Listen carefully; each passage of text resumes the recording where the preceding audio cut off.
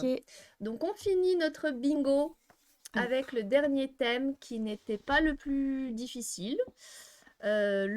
Alors, Récit choral. sur la grille, on a mis roman choral. Mais on s'est planté. Coucou mes pages nocturnes. Et en fait, en discutant avec Émilie, on s'est aperçu qu'il aurait mieux peut-être valu qu'on mette récit choral. Alors, comme le bingo finit dans une semaine, c'est peut-être un peu tard. Mais voilà, nous, pour ce Twitch, on a préféré le récit choral pour du coup l'ouvrir au film notamment. Tout à fait. Même si moi, du coup, j'avais déjà choisi mes documents avant qu'on ait cette discussion, donc je suis restée sur des romans Et donc moi j'ai un film. de manière très scolaire. J'ai collé à la Et oui, consigne. c'est vrai que oui, je me Et souviens. comment j'ai fait pour les trouver? Et bah tout simplement en cherchant dans le catalogue avec le mot-clé roman choral, puisque notre collègue du secteur littérature a fait les choses bien et que les romans chorales, elle les a indexés avec ce sujet-là. Oui, moi aussi j'en avais trouvé un, mais j'ai pas le temps de le lire. Et donc je suis tombée sur Kérosène d'Adeline, j'arrête pas de l'appeler Aline, la pauvre, d'Adeline Dieudonné. C'est pas son premier roman, elle avait déjà écrit La vraie vie aux mêmes éditions, c'est aux éditions L'Iconoclaste. Donc je connaissais pas son travail. Je suis allée là-dessus un peu parce que, pour ne rien vous cacher, c'était le Pour, seul qui était disponible au moment où il fallait que j'emprunte le pour le doc. bingo. Voilà. Euh, alors, c'est un roman, en fait, ça va mettre en scène 14 personnages humains, enfin hommes, femmes et animaux. Ah ok. Ouais. Qui se retrouvent dans une station-service au bord d'une route un soir, alors précisément à 23h12. Ok. Ils se connaissent pas. Donc vraiment, ils arrivent tous ils sont Ah, tous à la station-service pour une raison particulière. Il y en a quelques-uns qui sont ensemble par, on va dire, par binôme de deux, mais la plupart ne se connaissent pas. Et en fait, le roman va s'attacher à chacun de ces personnages pour un peu retracer son parcours et en gros, qu'est-ce qu'il a amené dans cette station-service ce jour-là, à cette heure-là. d'accord. Voilà, donc un postulat assez simple. J'ai été tout de suite assez cueillie en fait par... Alors, il y a un prologue où justement elle met en place la scène, la station-service, les personnages, où est chacun par rapport aux D'accord, autres. ok. Et puis, ça dure deux trois pages et tout de suite on attaque le premier personnage. Euh, voilà, l'histoire d'une femme en l'occurrence. Et en fait, dès la troisième page de son histoire, il se passe un truc et je me suis dit, waouh, ça commence fort. Et vraiment, ça m'a cueilli, quoi. Ça m'a tout de suite captivée. Et donc, voilà, on raconte son histoire. Et en fait, chacun a vraiment une histoire qui est déconnectée de l'autre. Ah ok. Parfois, il y a des petits ponts où, par exemple, ils se croisent sans se parler. Mais Ah, mais dans il le récit, mentionne... voilà, dans le récit d'un personnage, ils vont mentionner qui croise quelqu'un et en fait on s'aperçoit que c'est le personnage d'après ou le Ok. personnage d'avant. Enfin voilà, il y a des petits ponts entre les deux. Et en fait, ils ont tous un point commun, ces personnages, c'est qu'ils ont des histoires qui sont... elles sont toutes traumatisantes. Enfin, elles racontent tout un traumatisme. En fait, ils ont tous un traumatisme, ils ont tous vécu un traumatisme euh, assez, pour tous, assez, moi j'ai trouvé violent euh, et difficile. Et donc, c'est vraiment la rencontre de tous ces personnages qui ont une histoire de vie lourde, compliquée. Euh, en plus, c'est rédigé de manière assez. C'est des phrases courtes au présent. Enfin, c'est très. Ça va droit au but en fait. C'est très concis, très neutre. Du coup, il y a un côté hyper froid en fait dans ce qu'elle raconte. Et il y a vraiment un aspect pas ultra violence, mais violence crue en fait de Ah qu'ils ont ouais, pu subir ou ok. faire. Ils peuvent être eux les personnes violentes ou les victimes de personnes violentes en Mais fait. du coup, toutes les histoires qu'ils racontent, ça explique pourquoi ils arrivent à ces stations-service? Oui. Ou alors c'est déconnecté Non, en de... fait, à la fin de chaque histoire, on comprend pourquoi. En fait, à la fin de chaque histoire, ils arrivent à la station-service. Ok. Voilà. Donc, on sait pourquoi ils sont là et pourquoi tout d'un coup ils se sont retrouvés là. Mais pour autant, ils vont pas forcément avoir d'échange. Je suis un peu. Il y a des choses qui m'ont beaucoup plu en fait dans sa manière d'écrire et dans ce qu'elle raconte. Enfin, ils m'ont beaucoup touchée. Après, c'est vrai que moi, les histoires où il y a trop de violence gratuite ou crue, j'ai un peu du mal à me projeter. Du coup, il y a certains aspects où je me suis dit ça va trop loin pour moi, donc j'étais quand même contente de le finir. D'accord. Je vous cache pas que la fin m'a un tout petit peu laissé sur ma faim, justement. J'aurais voilà, j'aurais préféré autre chose, mais c'est quand même, je pense que ça vaut le coup de lecture. Je regrette pas de l'avoir lu. J'ai trouvé que du coup, ça portait très bien son nom, Kérosène. Enfin, j'ai vraiment eu cette image d'un carburant inflammable et de toutes ces personnes qui sont au bord du pétage de plomb, en fait, qui sont Ok, vraiment sur le fil de craquer et de dégommer tout ouais. le monde. Voilà. Et du coup, à chaque instant, je me suis dit, mais c'est pas possible, elle va s'enflammer, ils vont mettre ça va être un brasier total. Bon, je vous dis pas si c'est le cas, hein, forcément. Mais voilà, donc un roman choral qui en plus se lit très très vite. Donc vraiment, si vous avez plus qu'une semaine pour le faire, je le rends cet après-midi. Ça, donc je l'ai lu en une journée et demie, je crois. Donc vraiment, ça va très très vite. Voilà, on va aborder vraiment ce thème des pulsions cachées qu'on peut avoir et de voilà un peu aussi le côté que quand tu croises des gens, ben tu t'es loin d'imaginer en fait tout ce qu'ils ont pu vivre et Hmm. tout ce qu'ils cachent et tout ce qu'ils pensent et voilà. Et du coup, c'est enfin, chaque chapitre, du coup, est à la première personne de la personne qui Alors parle pas forcément, en ou... plus elle alterne les points de vue. T'en as certains qui vont parler à la première personne, t'en as d'autres où c'est l'autrice qui va raconter. Ah, ok, Et d'accord. puis enfin voilà, c'est pas toujours Ok, ça alterne. Ça aussi ça change un petit peu le oui. ouais. Et non, voilà, oui, non, c'est après il y a des histoires qui sont plus touchantes que d'autres. Forcément, mais bon, ça c'est les goûts et les couleurs, hein, ça Oui. peut pas se discuter. Donc voilà, c'est Kérosène d'Adeline Dieudonné, disponible à la médiathèque. Je connais pas ses autres romans, donc je sais pas si c'est un Ouais, style je sais d'écriture pas. qu'elle a développé pour cette histoire-là, ou si c'est quelque chose qu'elle avait déjà fait avant. D'après ce que j'ai pu lire comme critique, il y a certains des personnages en fait qui ont été publiés sous forme de nouvelles dans d'autres recueils. Et voilà, donc je sais pas, en fait, c'est vrai que les histoires peuvent se lire complètement indépendamment des autres. Enfin, ça gêne pas, en fait. Si tu veux, quand il y a des ponts, quand ils se croisent, tu te dis, ah oui, effectivement, tu fais le rapprochement, mais si tu le savais pas, ça t'empêche pas Ok. de comprendre son parcours, quoi. Voilà, c'est tout ce que j'ai à en dire. Ok, non, ça a l'air cool, ouais. Ouais, il était pas Ça mal. a l'air intriguant. Franchement, c'est intriguant. Je regrette pas du tout de l'avoir vu. Alors bon, il présente ça comme une comédie tendue comme un thriller, mordant comme le réel. Comédie, bon. C'est très très cynique, c'est pas le cynisme qui moi spécialement me fait rire, donc je me suis pas franchement bidonnée en le lisant, mais oui, je reconnais volontiers qu'il y a un côté très sarcastique Ok, effectivement, mais voilà, voilà, à toi. ok. Si tu peux plus reculer là, c'est ton tour. Donc moi j'ai regardé un film qui s'appelle American Graffiti qui a été réalisé en 73 par George Lucas, Ouais, voilà, et produit par Francis Ford Coppola oui, j'avais vu dans le générique. quand même, Ouais, parce que j'ai regardé des scènes. c'était Il pas est rien. bien. Alors vas-y, parce Alors, que j'ai hâte. Ça fait longtemps que j'ai envie de le voir celui-là. oui c'est marrant parce qu'avec Cécile on en parlait parce que j'étais à la masse et que j'avais toujours pas lu mon livre. Et du coup elle m'a dit oui mais il y a des films et tout, puis du coup on a regardé la liste des films, puis il y avait ce film là aussi et que moi aussi je voulais voir Ouais. depuis un moment. Donc du coup c'était l'occasion. Donc en fait, l'action se passe en Californie. Une soirée, ça va se passer en fait pendant toute la nuit, une nuit en août en 1962. Et en gros, c'est la fin des vacances. On va suivre Kurt et Steve qui ont fini le lycée et qui vont en fait le lendemain prendre l'avion pour aller à l'université. On va suivre aussi Terry et John, donc deux autres personnages en fait qui eux, voilà. En fait, on va suivre donc ces quatre personnages Kurt, Steve, Terry et John dans cette nuit-là de fin de vacances.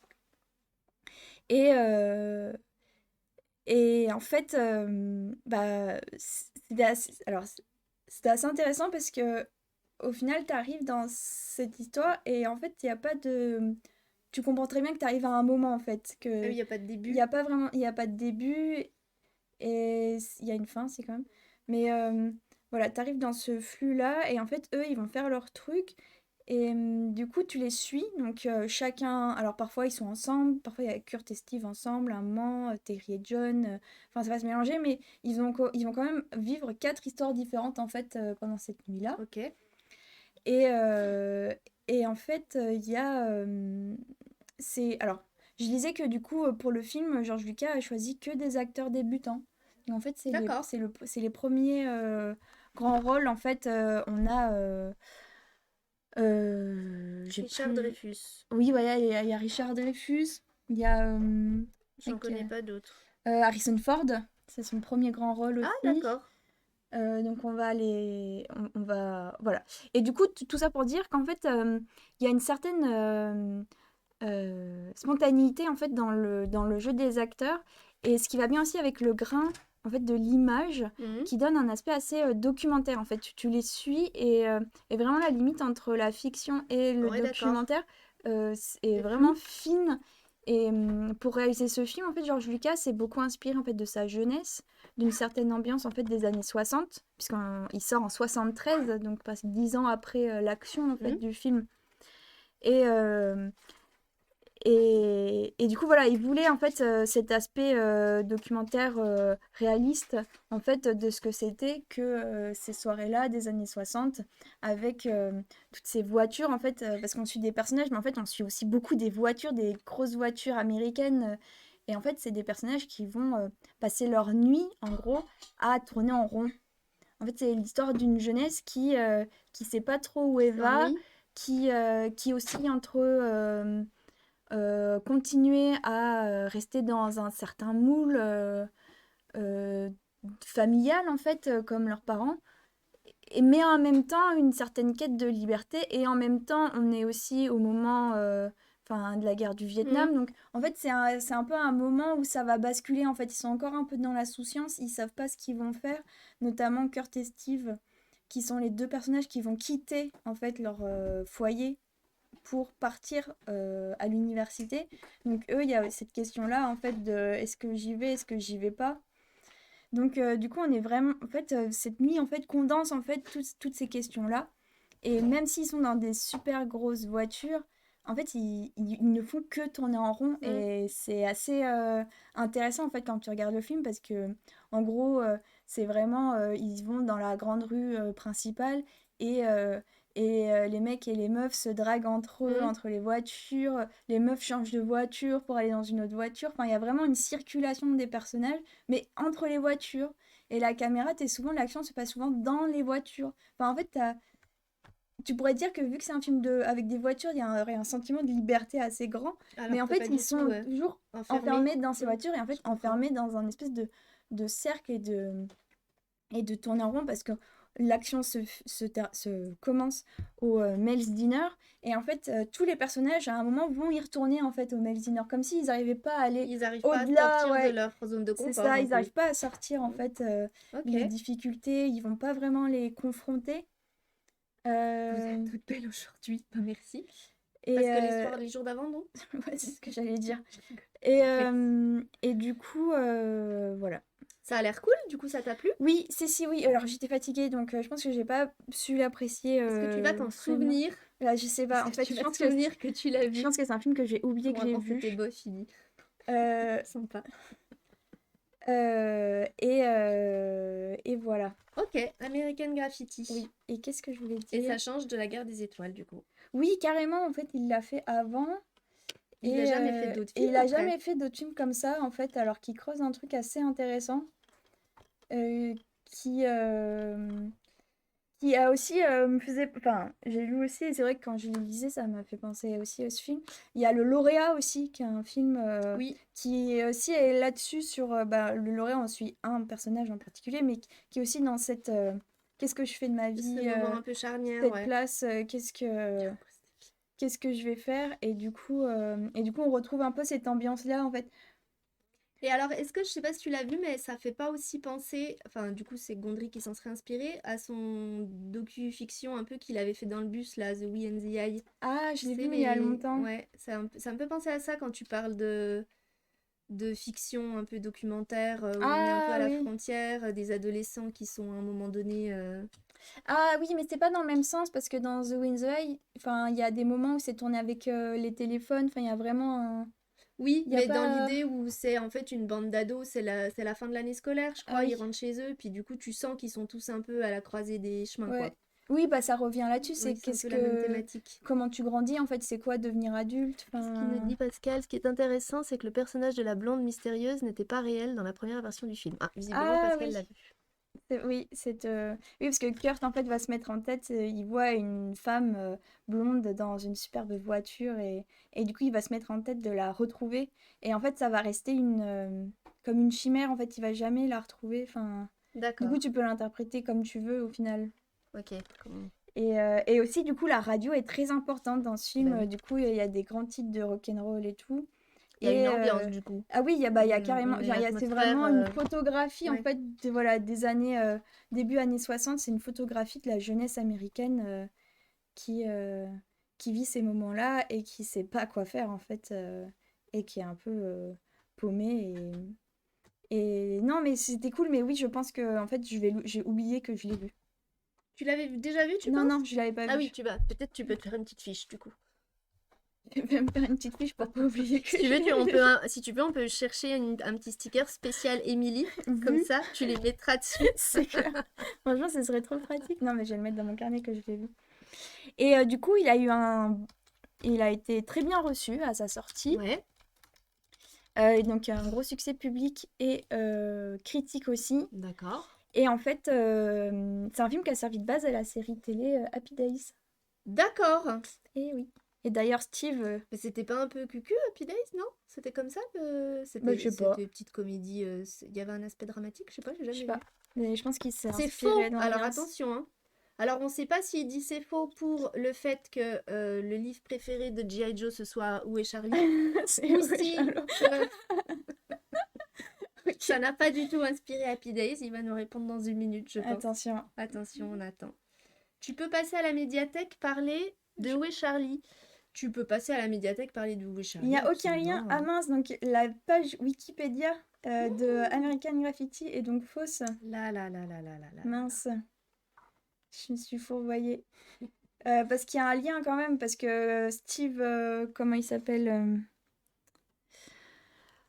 Alors, vas-y, Alors attends, je ne sais pas. Steve Urkel. parce que du coup, Oui. J'arrive, mesdames, j'enfile mon plus beau caleçon. Alors non, par contre, il faut mettre un pantalon, G.I. Joe, pour venir à la médiathèque. celui qui joue Steve, comment il s'appelle L'acteur, tu veux dire? Oui. Tiens, ce sera dans la distribution. Ah oui, bah oui. Ron Howard. Ron Howard. Et Ron Howard, il a quand même incarné le héros de Happy Days. Donc il y a quand même un lien entre Happy Days et American Graffiti. Ah, Haha. donc c'est pas qu'il n'y a aucun lien, Et toc. il y en a un. Voilà, donc Bref. je n'ai pas totalement tort.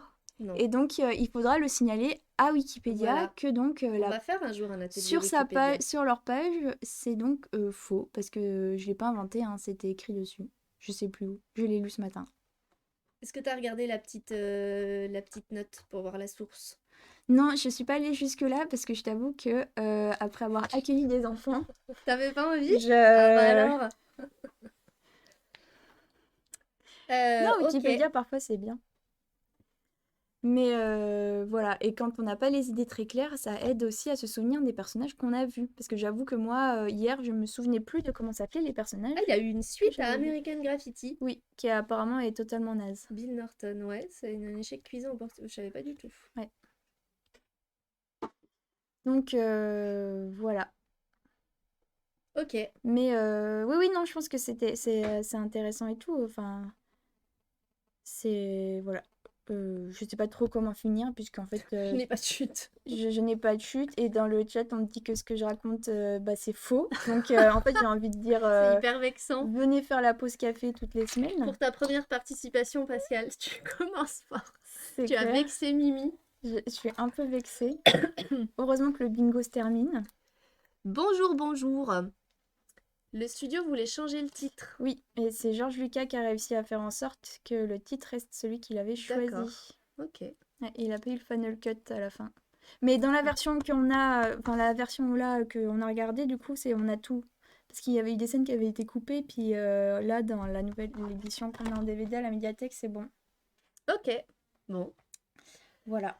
Eh bien, c'est très bien. T'as encore un truc à... Ou éventuellement. Je vais pas en parler longtemps parce que c'est comme mon livre de la semaine dernière, Matrix, Ah, je suis en train de le lire.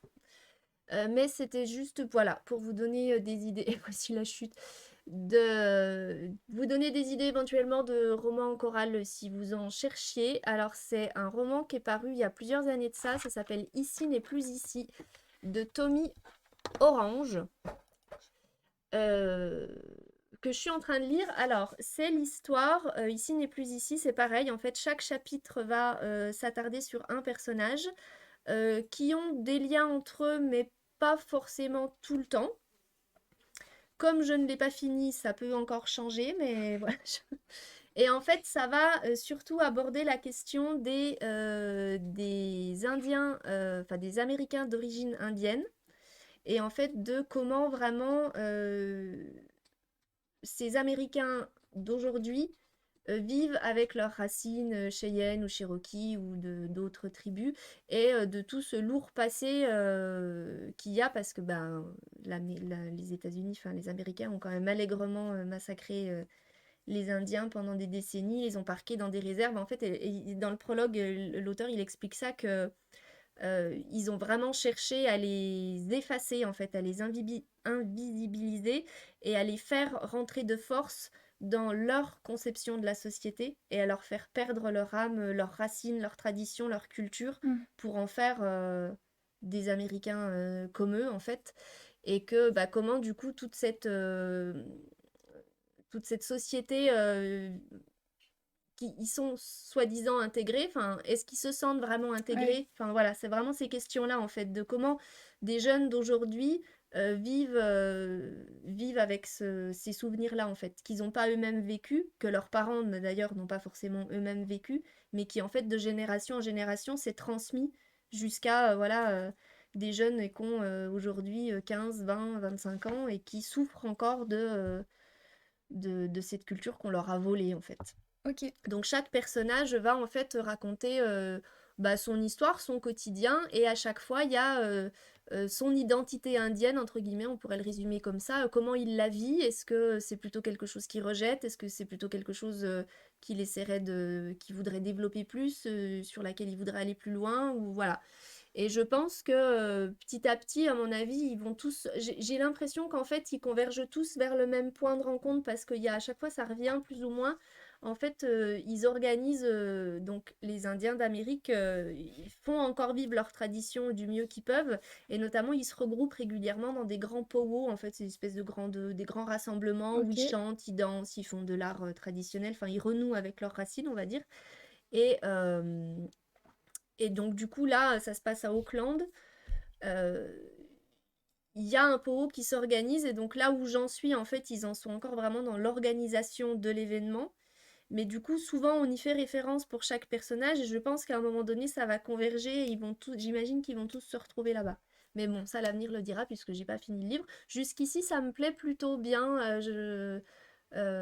Déjà parce que c'est une histoire que je connais assez mal, et que j'apprends plein de trucs. Donc voilà, et que c'est des thématiques que j'aime bien, moi, les... Donc voilà, Ici n'est plus ici de Tommy Orange, qu'on a à la médiathèque, qui est empruntée. Moi, je l'ai emprunté en numérique sur Jumelle. Si jamais ça vous intéresse, je pense que vous pouvez l'emprunter aussi en numérique. Voilà, ok. j'ai pas d'autre chute.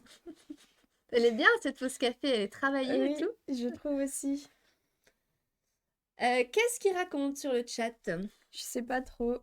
Il Café, s'est Red Bull, passé plein de PS4, choses. PS5. Je Vous crois que jouez à c'est, la PS4 dans la médiathèque? je crois que c'est Oui, Pascal qui a dit des trucs. on joue de temps en temps. À la PS5 aussi. Et du coup, tu veux parler du roman qui est à côté de toi ou pas du Non, parce tout? que je l'ai pas commencé. Ok, bon bah voilà. Je l'avais pris pour pas oublier de l'enlever de ma carte après. Donc ça y est, on a officiellement terminé le bingo. Mimi, tu peux souffler. Tu peux prendre un ourson à la guimauve en direct si tu Cool. veux.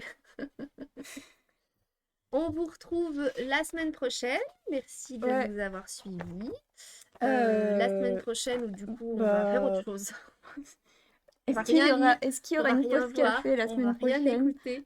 Oui, on va se faire un petit jeu tranquillou, je pense. Peut-être si on n'est pas en Peut-être ligne, un c'est qu'on a petit peut-être jeu fait une petite guesseur. pause. Voilà, ouais. On va faire un petit truc simple. On peut refaire un jeu guesseur, ça va, C'était il y a longtemps la soirée jeu de décembre. Ah oui, c'est vrai que t'avais eu un peu une overdose, ouais. Donc, c'est John Wick. Et Ah oui, l'acteur, c'est Keanu Reeves. ouais. C'est tout à fait lui, t'as l'œil. Ah Quoi? bah oui, on va jouer à GT7. Non, j'ai trop la honte sur GT7, Pascal. Je pense que je serais trop mauvaise. Peut-être Émilie, je sais Non, pas, mais je suis extrêmement nulle aux ouais, simulations moi de non. voiture. Je sais pas. Mais on verra, on trouvera bien quelque chose. En tout cas, Oui, merci beaucoup. On vous embrasse. ouais, on vous dit bonne On vous semaine. dit bonne semaine, bon week-end et ah oui, non, on n'a pas dit Quoi? sur quoi on a commencé. On avait choisi Snatch. Ah oui, purée. Oh putain. Mais on en parle 2 secondes parce que de toute façon, vous aurez toutes les informations dans le générique qu'évidemment vous suivez assidûment. Donc, comme film choral, on avait choisi Snatch de Guy Ritchie. Oui, Tu l'as vu? oui, Oui. il y a longtemps. Ouais, moi aussi. Il y avait trop de choses pour que tu t'es comme moi. Oui, Il se passe beaucoup trop de choses dans le film pour ouais, je qu'on me se souviens souvienne pas. de tout. Je me souviens que dedans, je n'arrivais jamais à comprendre ce que disait Brad Pitt? Brad Pitt. Bah oui, ça c'est Et culte. du coup, j'ai vraiment ce Ouais, souvenir-là en ouais, fait. effectivement. Et du coup, du fait qu'il se passe beaucoup de choses, pour moi, c'est un film brouillon. Enfin, dans ma tête, je saurais Ah pas oui, dire c'est quoi non, moi l'histoire en j'ai le fait. souvenir de l'avoir vraiment bien aimé. J'avais déjà bien aimé Arnaque, Crime et Botanique, mais effectivement, j'ai plus les détails de tout ce qui se passe parce qu'il y a vraiment beaucoup de personnages et beaucoup de rebondissements. Mais si, je l'ai vu il y a très très longtemps, hein. Et en musique, du coup, juste pour parler du choix de notre collègue Claire, elle a choisi un groupe féminin qui s'appelle La Mossa. C'est un chœur. Elles ont différentes origines, différentes comment on dit, influences, on va dire. Mm. Et du coup, elles chantent un peu, c'est un peu polyphonique comme ça. Vous allez voir l'extrait qu'on a choisi, c'est assez sympa. C'est un extrait de leur premier album qui était sorti en 2019. Et voilà, elles allient percussion et leur voix dans un mélange assez sympa. Ça s'appelle La Mossa et c'est disponible aussi à la médiathèque. Cool. C'est bon, j'ai fini. Mimi, vas-y, Oui, on arrête tout. on arrête tout. On vous laisse. On vous laisse. À bientôt. Ouais. Ou pas, je sais pas. Si, si, si.